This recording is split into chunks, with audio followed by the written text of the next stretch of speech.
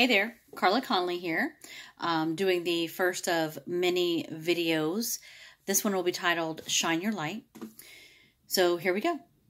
In life, we realize there is a role for everyone we meet. Some are going to test us, some are going to use us, some will love us, and some will teach us. But the ones who are truly important, those are the ones who bring out the best in us. They are rare and amazing people who remind us why it's worth it.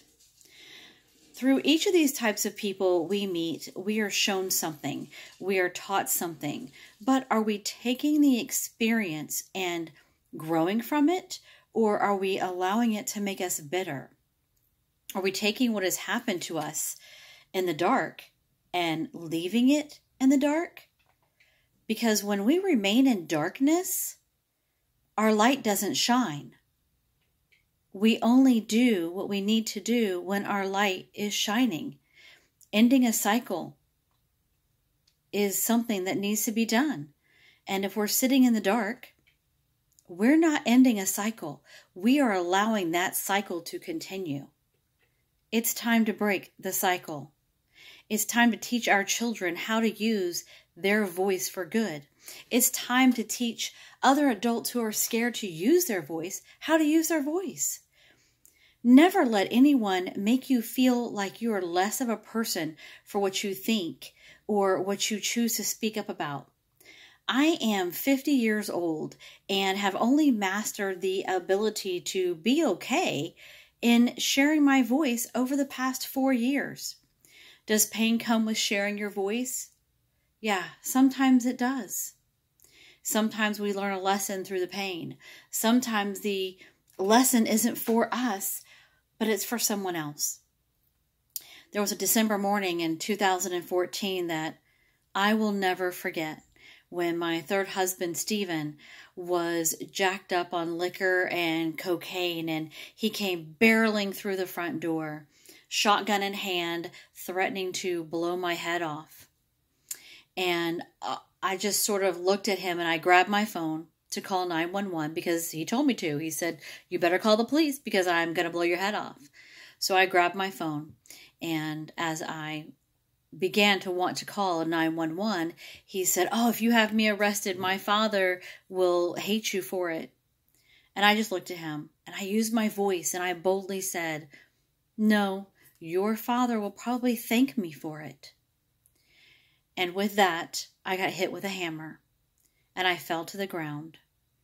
I never called the police that day.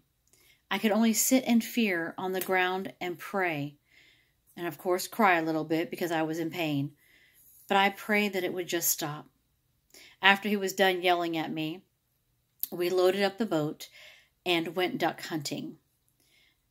I remember sitting in that little boat wondering if he would just use that opportunity to just go ahead and shoot me and dump my body in the lake. I mean, after all, no one would ever know, at least not right away.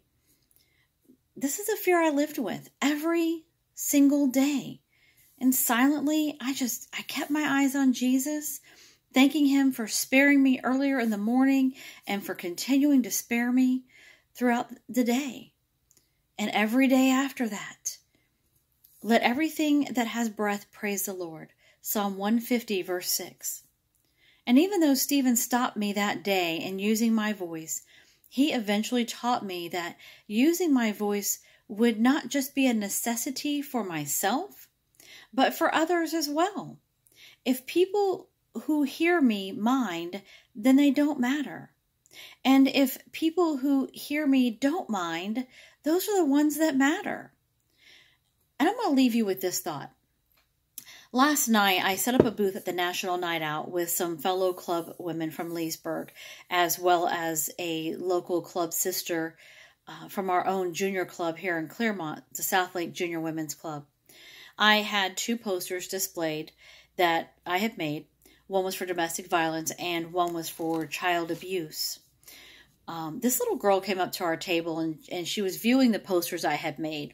And I didn't see her. The other ladies that were helping out, they saw her and listened to how she reacted to these posters. And she looked at them and she just was like, And she finally spoke up and she said, "It's about time that someone spoke truth." Wow. That does something to my heart that is so unexplainable. The only question I can ask myself is, what is she living with or seeing that creates that thought in that innocent little mind? Who does she know that's living with a dark secret and afraid to speak truth? We have lived in a world for too many years where the talk of domestic violence, it's taboo. It was to be kept behind closed doors. It's time to speak our truth. No more holding back. No more protecting the abusers. No more being made to feel like we deserved what we got. I pray that each of you will start to do your part in using your voice and spreading awareness of domestic violence, child abuse, elder abuse, human trafficking, bullying, teen dating violence. If you have a story that you're ready to share, I'll put my email link in the title of this video so you can send me an email. I will share your story for you. I'll keep you anonymous if you would like, because your story, it could be the one that someone else needs to hear. And I have so much more to my story that I will share over time. But until we meet again, keep God's promises and His Word close to your heart. Remember 1 Corinthians 13, 4 through 7. Love is patient. Love is kind. It does not envy. It does not boast. It is not proud. It does not dishonor others. It is not self-seeking. It does not easily anger. It keeps no record of wrongs. Love does not delight in evil, but rejoices with the truth. It always protects, always trusts, always hopes, always perseveres. And remember, friends, you are beautiful, and I love you.